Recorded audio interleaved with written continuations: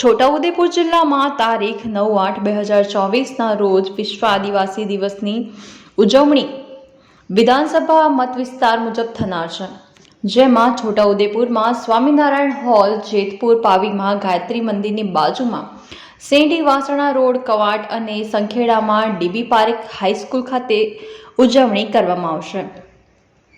આ કાર્યક્રમની ઉજવણીના સુચારુ આયોજન અર્થે જિલ્લા કલેક્ટર અનિલ ધામેલિયાના અધ્યક્ષસ્થાને સમીક્ષા બેઠક યોજાઈ હતી, જેમાં જિલ્લા કલેક્ટરે વિશ્વ આદિવાસી દિવસની ઉજવણી નિમિત્તે આદિવાસી પરંપરા અને સાંસ્કૃતિક જળવાઈ રહે તે જોવા જણાવીને તમામ યોજનાઓના લાભાર્થી સુનિશ્ચિત કરવા અધિકારીઓને સૂચવ્યું હતું।